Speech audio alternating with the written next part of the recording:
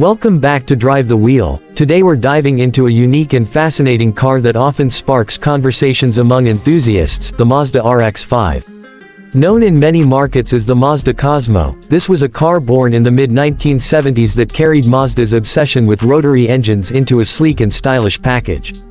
It might not be as famous as the RX-7, but the RX-5 holds its own place in automotive history as a bold experiment from Mazda during a time when the rotary engine was still considered the future. The RX-5 made its debut in 1975, a time when sports cars were going through changes thanks to stricter emission regulations and the oil crisis. Despite all that, Mazda doubled down on their unique approach with the Wankel rotary engine. The RX-5 was powered by Mazda's 12A Rotary, a 1.2-liter unit that delivered smooth power and a distinct high-revving character. While the numbers might not sound huge compared to bigger piston engines of the era, what made it special was the lightweight design and the way it loved to spin. It wasn't about raw horsepower, it was about character, driving feel, and Mazda's desire to do something different from the crowd.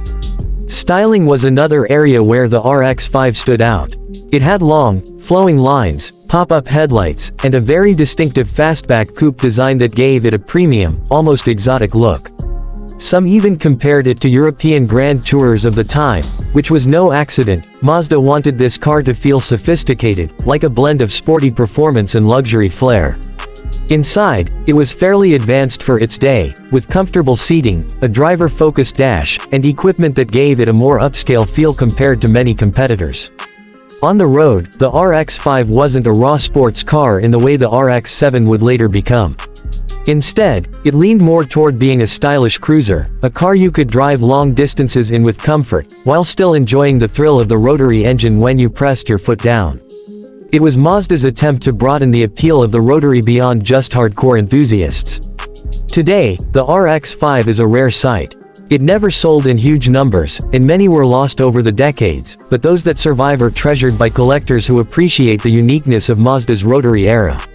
It represents a bridge between Mazda's experimental phase and the success that came later with the RX-7 and RX-8. So if you're someone who loves rotary history, the RX-5 is a gem worth knowing about.